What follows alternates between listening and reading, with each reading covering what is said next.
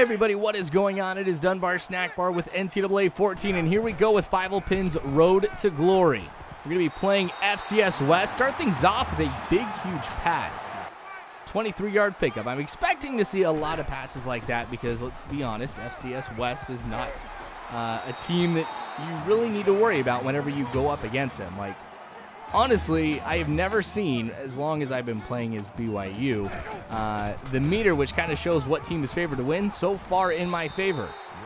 So that's going to be pretty good. Now, there's going to be a few things different about this game, but I will go ahead and let you guys know that in a little bit. I am hoping that in this game, I can get a pretty good big pickup of yards through the air, so I'm going to be passing quite a bit because I'm pretty close to reaching 3,000 yards this season, which is a goal that was set for me right at the get-go. And, oh, trying to run outside. I lose 8 yards on that one as I get sacked. So not a great opening drive for BYU. FCS West gets a touchdown, but we get it back with pretty decent field position. But, yeah, so 3,000 yards is what I'm aiming to be able to get by the end of the day for my season total. Not anywhere close to breaking the NCAA record or BYU's record for most passing yards in a single season. I really don't think I'll be able to achieve that at all because to do that, I'd have to pass the ball all the time, and I don't have the coach's trust to be able to call audibles, really. And when it comes to the amount of time that I play, like I do the 7-minute quarters, I think if I were to go ahead and change it to 12 and I had complete free reign, I'd be able to hit 5,000 yards, no problem. But I don't want to go ahead and play 12 minutes because then things could get really unrealistic with the total amount of yards that I'm picking up through the air, on the ground, whatever it may be. It makes the games longer, so there's more I have to edit and more that I have to show you guys. And it's no secret that NCAA videos are the ones that I like to edit the least. Anyway, here we are in the red zone now at the 15-yard line. Handoff here to Williams, who's going to get a good pickup of about 6 yards here to make it 2nd and 4. So I'm going to try to see if I can get a touchdown through the air. I'm going to be looking for Apo on the left, but also through the middle. Apo, really not the guy to go to here. So go to my fullback. I get the first touchdown of the game for BYU to tie it up at 7 points apiece. Now, luckily, the BYU defense stands strong, doesn't allow FCS West to get any more points. There we go, Apo along the left side, but he can't hold on to it. Now, I was telling you guys about coach's trust a little bit ago. If you guys haven't played this mode or this game or something like that, let me just give you a quick rundown. So every single play that I do in between, I don't show this, but you get points for what you end up doing. Like if you get a first down, you get like 7 points for every yard that you pick up. You get points as well, whatever, and it kind of accumulates. And every time that you reach 1,000 points, you unlock a new coach's trust goal, which gives you more abilities as a quarterback to go ahead and control the game. So you start off as a freshman, like Fievel Pin still is right now, and you really can't do too much of anything. But then you'll be able to go ahead and change a few plays before you line up in case you don't like it, which I actually do that quite a bit because if it's like a wide receiver screen, I just don't like doing wide receiver screens that much. You know, I'll go ahead and I'll change the play there. And eventually you'll be able to unlock things like being able to call audibles, the squiggly lines that you see at the beginning of a play, like when you're away because of the crowd. That'll go away at some point. And I just unlocked being able to call hot routes at home games, which I thought was going to be phenomenal, like really changed the way that I ended up playing this game. And I've really noticed how completely one-sided it is to have hot routes, and it's not in your favor. Because if you go ahead and you call a hot route, and it's a smart call, like some of these plays that I've been throwing to April along the left side, really I changed the hot route because I see they're lined up one-on-one, and I'm like, okay, well, this is going to be a mismatch. I'm going to send him on a streak. Yeah, so if it works, I get 3 additional points, which really isn't that much. If somebody drops a pass or I don't really go over that direction, I lose 15. So it's really one-sided. I don't like calling hot routes unless I know it's going to work. But touchdown, in case you guys didn't notice here while I was talking. So 14-7 will be the score after that. It's 2 touchdown passes for Fievel Pin, and I honestly cannot remember the last time that I had 2 touchdown passes this early in the game. So I'll be honest, I think I may be able to get 3 or 4 out of this. Again, defense holds, 3:44 left to go in the first half. The handoff to Williams, who'll run forward. Again, another 6-yard pickup. So Williams has been pretty inconsistent with the running game, but that's honestly because the computer has full control over what he ends up doing. But in this game, it's been working out pretty well. Another great pickup up the middle here with Falsley. Now, the advantage that all of my wide receivers have is, one, they have increased awareness over the defensive backs, and they're a lot quicker too. So if I can spend enough time in the pocket just waiting for something to unfold, I'll have a lot of opportunities to be able to get some big passes like you guys have seen. So here we go with a 4 verticals play, 5 wide receivers in. Just wait on it. Ridley gets a good pickup, breaks a tackle, and that's the kind of stuff that I'm expecting to see.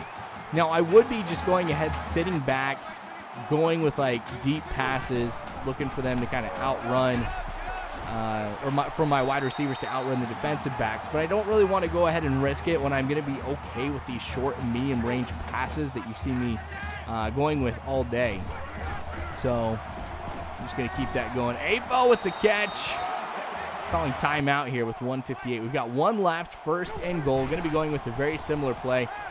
There we go. Getting it to Hoffman in the end zone. That is 3 touchdowns in the first half.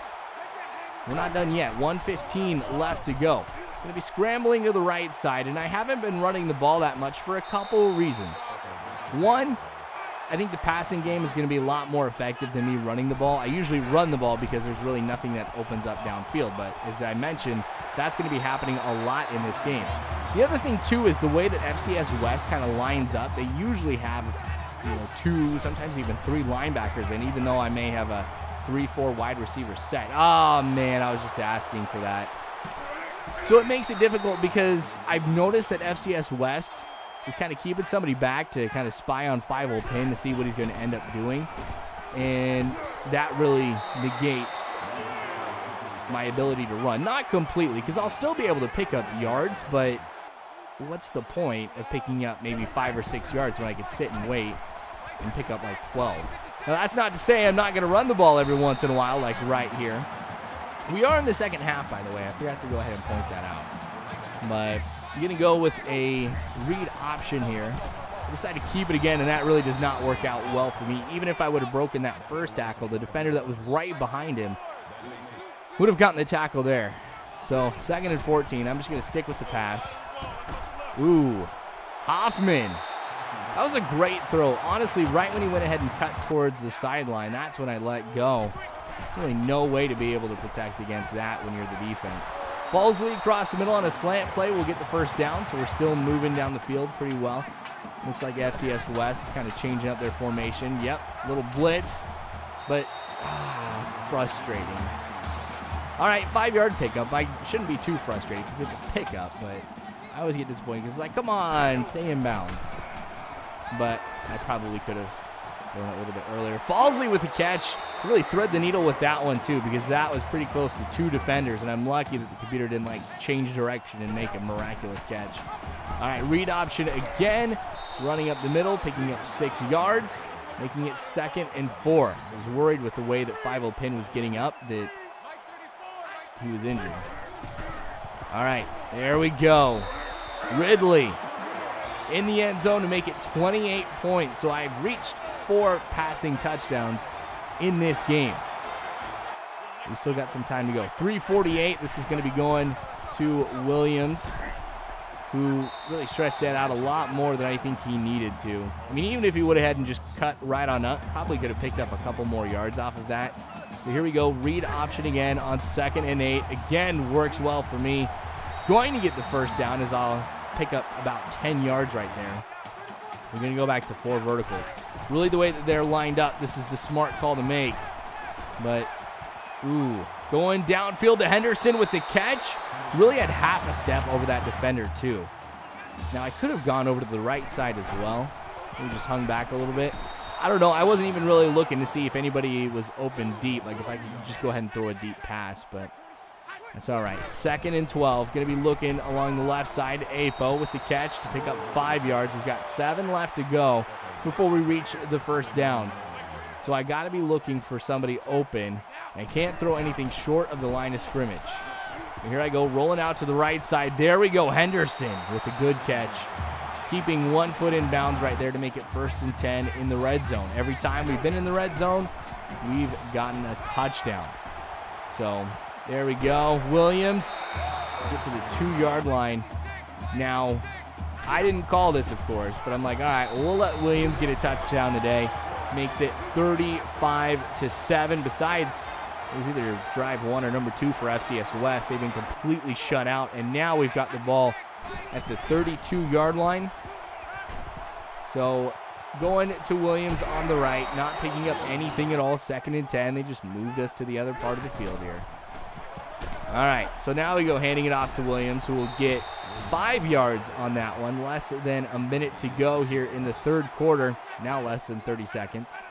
So 3 linebackers in, 7 men in the box total. Hoffman was definitely the man to go to. Whenever I see that they're going to be sticking a whole bunch of linebackers in the box, it's time for me to go ahead and go to the outside. But there we go. Falsley with the catch, 42 points. That's going to be 5 TD passes for Fievel Pin, and we've got 7 seconds to go here in the 3rd quarter. I didn't even really go back. I probably should have taken a few steps back. But that's all right. Touchdown. I'm good with that. Okay. Now after this, because we do have the lead, Fievel Pin is taken out, so that's going to be it here in this game for him. We're looking at 49 points total for BYU in this one versus the 7 points of FCS West. Really going exactly how I expected, so this is kind of refreshing because with this series, if you watch any of these other ones recently, it kind of lets you guys know it's been backwards. Teams that I thought I was going to beat, I end up losing to, and teams that I should lose to, I end up winning. But 441 yards in this one, 22 yards on the ground for Fievel. Pretty good game. Thanks for watching, you guys. I sure do appreciate it. More of this to come later on, so make sure you subscribe if you haven't already. You guys can follow me on Facebook, Twitter, all that great jazz, but you guys are phenomenal people. You really are. Thank you again, and as always, I hope you guys have a good one.